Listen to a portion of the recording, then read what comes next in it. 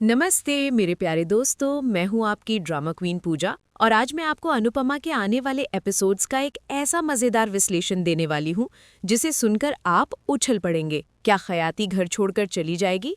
क्या देविका कुछ छुपा रही है? और सबसे बड़ा सवाल, अनुपमा के घर में आधी रात को कौन घूम रहा है? जानने के लिए बने रहिए ड्रामा क्वीन पूजा के साथ अंत तक, क्योंकि आज का एपिसोड होने वाला है सस्पेंस, ड्रामा और ढेर सारे ट्विस्ट से भरपूर। तो तैयार हैं आप सब मेरी प्यारी ड्रामा क्वींस और किंग्स? चलो फिर शुरू करते हैं आज का बवंडर। हे एवरीवन, मैं हूं आपकी ड्रामा क्वीन पूजा और एक बार फिर आप सबका स्वागत है आपके पसंदीदा शो अनुपमा की दुनिया में। दोस्तों, अनुपमा में आजकल जो कुछ हो रहा है वो किसी रोलर कोस्टर राइड से कम नहीं है। कभी खुशी, कभी गम, कभी सस्पेंस और कभी धमाकेदार ड्रामा। और मैं जानती हूँ आप सब मेरी तरह ही हर एपिसोड के लिए बेसब्री से इंतजार करते हैं। तो आज मैं लेकर आई हूँ आपके लिए आने वाले एपिसोड का एक धमाकेदार प्रिडिक्शन, जिसमें मैं आपको बताऊंगी कि आखिर क्या होने वाला है हमारे प्यारे किरदारों के साथ। तो अपनी कुर्सी की पेटी बांध लो, क्योंकि आज का सफर होने वाला है बड़ा ही रोमांचक। तो दोस्तों, शुरुआत करते हैं कोठारी परिवार से। यहाँ चल रहा है एक ऐसा तूफान जिसने परिवार की नींव हिला दी है। पराग बेचारा मोटेबा को दवाई लेने के लिए कहता है, लेकिन मोटेबा का गुस्सा तो 7वें आसमान पर है। वो साफ साफ कह देती हैं कि अब ये दवाई अनुपमा को खिलाओ। यानी मोटेबा के दिमाग में तो अनुपमा ही हर समस्या की जड़ बनी हुई है। उन्हें लगता है कि पराग को उनके जीने मरने से कोई फर्क नहीं पड़ता। अब आप ही बताओ दोस्तों, क्या ये सही है? एक माँ अपने बेटे से ऐसा कैसे कह सकती है? ये तो बहुत ही ज्यादा इमोशनल अत्याचार है। मुझे तो मोटेबा पर कभी कभी बहुत गुस्सा आता है, लेकिन फिर लगता है कि कहीं ना कहीं वो भी तो अपनी जगह सही है। अपने बेटे को लेकर वो भी तो परेशान है। और फिर आता है सबसे बड़ा ट्विस्ट। मोटेबा फैसला करती हैं कि वो गौतम को घर में वापस लेकर आएंगी। जी हाँ दोस्तों, आपने बिल्कुल सही सुना। गौतम, वही गौतम जिसने परिवार को इतना दुख दिया है। पराग तो बेचारा हैरान हो जाता है और पूछता है कि क्या आपके लिए गौतम मुझसे ज्यादा जरूरी है? और मोटेबा का पलटवार, वो भी जबरदस्त, क्या तुम्हारे लिए अनुपमा मुझसे ज्यादा जरूरी है? दोस्तों, ये तो वही बात हो गई ना, आ बैल मुझे मार। ये माँ बेटी की बहस तो कभी खत्म होने वाली नहीं है। लेकिन इस बहस में मुझे मोटेबा की बात में एक पॉइंट नजर आता है। वो अनुपमा को अपने बेटे के बीच में आया हुआ मानती है, और ये फीलिंग्स तो एक माँ के लिए बहुत ही नेचुरल है। लेकिन गौतम को वापस लाना, ये तो बहुत ही गलत फैसला है मोटेबा जी। आपको क्या लगता है दोस्तों, क्या मोटेबा का ये फैसला सही है? मुझे कमेंट्स में जरूर बताना। और तभी एंट्री होती है हमारी बेचारी खयाती की। घबराते हुए आती है और राही से कहती है कि मुझे तुम्हें कुछ बताना है। और जो वो बताती है वो सुनकर तो मैं भी चौंक गई। खयाती कबूल करती है कि उसने भी अनुपमा के साथ गलत किया है। राही तो हैरान हो जाती है। दोस्तों, मुझे तो खयाती से पहले से ही ये उम्मीद थी कि वो कहीं ना कहीं गलत है, लेकिन ये नहीं सोचा था कि वो इतनी बड़ी गलती करेगी। और सच कहूं तो जब कोई अपनी गलती मानता है तो दिल को थोड़ी तसल्ली मिलती है ना? लेकिन क्या उसकी गलती इतनी बड़ी है कि उसे माफ किया जा सके? एक तरफ कोठारी परिवार में ये इमोशनल ड्रामा चल रहा है, वहीं दूसरी तरफ हमारी अनुपमा और डांस रानीज की टीम में खुशियों का माहौल है। अनुपमा घर आती है और देखती है कि डांस रानीज इतनी खुश क्यों हैं, और वे जो बताती हैं वो तो दिल खुश कर देने वाला है। उन्हें एक साड़ी शोरूम के इनॉग्रेशन के लिए बुलाया गया है, और सिर्फ यही नहीं, उन्हें इसके पैसे भी मिलेंगे। जसप्रीत तो इतनी एक्साइटेड है कि वो कहती है कि मुंबई जाकर भी हम प्रमोशन करेंगे और उसके भी पैसे मिलेंगे। वाह जी वाह, हमारी अनुपमा की मेहनत रंग ला रही है। सरिता तो अनुपमा को धन्यवाद कहते कहते थक नहीं रही है। और देविका, हमारी सबकी फेवरेट देविका, मुस्कुराकर कहती है कि हम तो स्टार्स की तरह ट्रीट हो रहे हैं। दोस्तों, ये सब देखकर मुझे इतनी खुशी होती है कि क्या बताऊं। हमारी अनुपमा ने कितनी मुश्किलों का सामना किया है, और अब जाकर उसे ये पहचान मिल रही है, ये सम्मान मिल रहा है।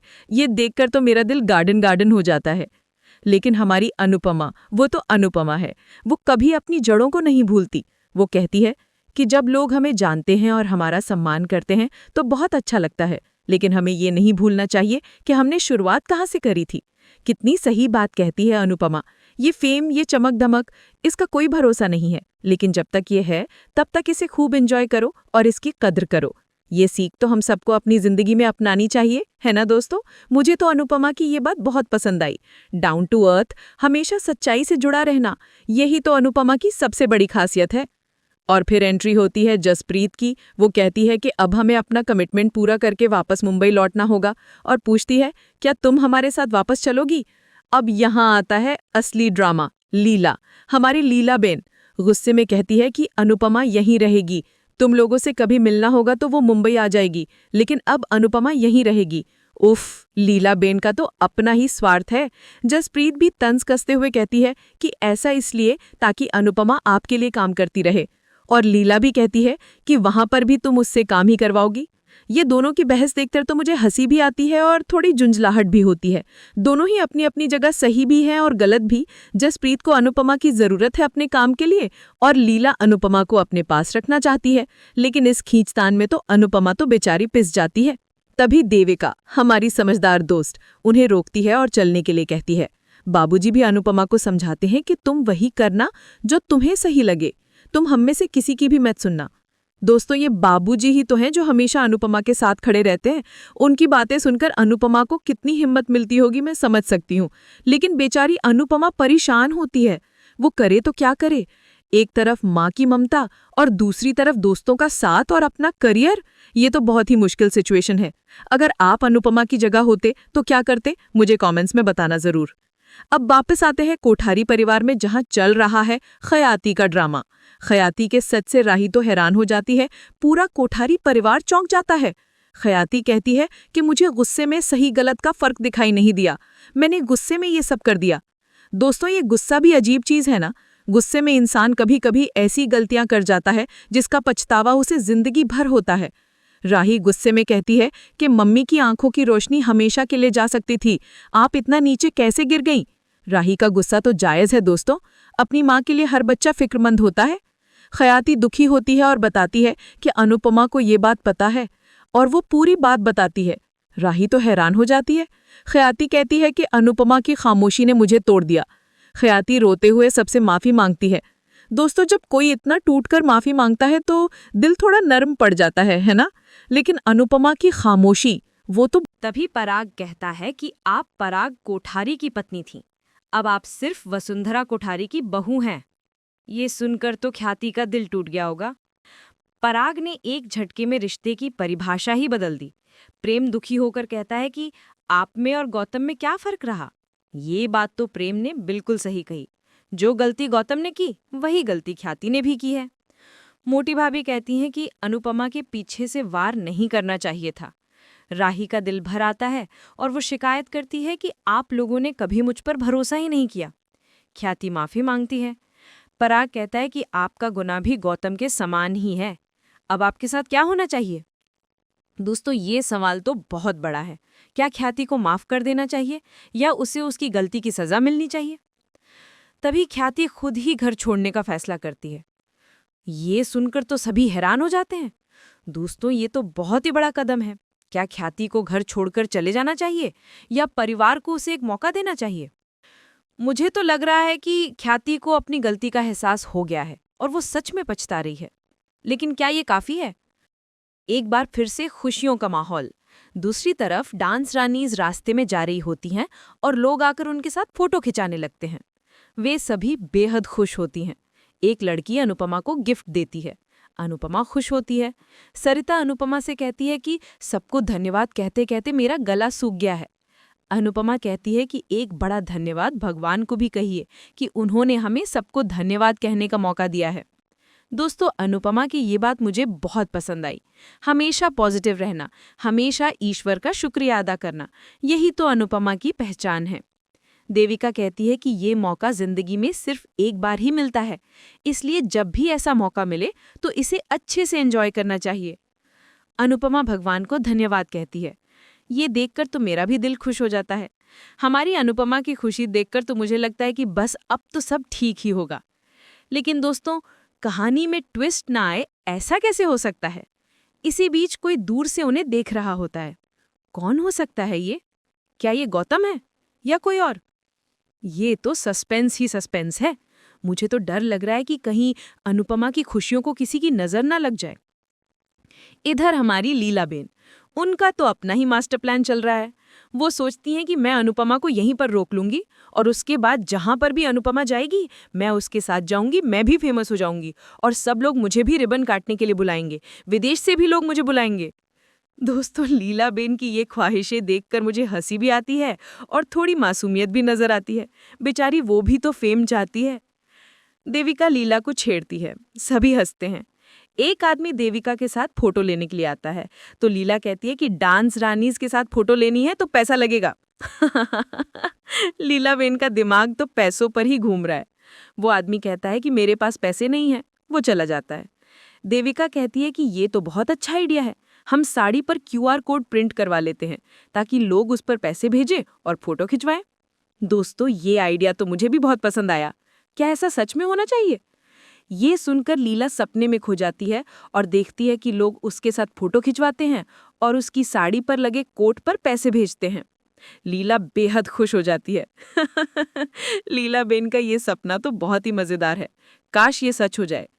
लीला सपने से बाहर निकलती है तो देविका उसके साथ मजाक करती है। सभी वहां से चली जाती हैं।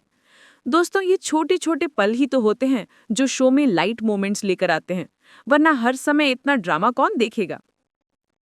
आप वापस आते हैं ख्याति के पास। ख्याति परेशान होती है। ख्याति को खुद की गलती पर अफसोस होता है और वो कहती है कि मैंने अनुपमा को हराने की कोशिश में सब कुछ खो दिया।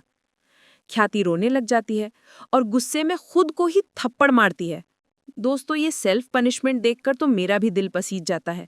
ख्याति ने गलती की है, इसमें कोई दो राय नहीं, लेकिन उसे अपनी गलती का एहसास भी है और वो सच में पछता रही है। मुझे तो लग रहा है कि ख्याति अब बदल जाएगी। आपको क्या लगता है? दूसरी तरफ शोरूम की ओपनिंग करके डांस रानीज खुश होती हैं। लीला बताती है कि शोरूम वालों ने खुद उन्हें साड़ियां गिफ्ट करी हैं। वाह, ये तो बहुत अच्छी बात है। साड़ियों की तो जरूरत पड़ती रहती है। इसी बीच देविका की हालत खराब होती है।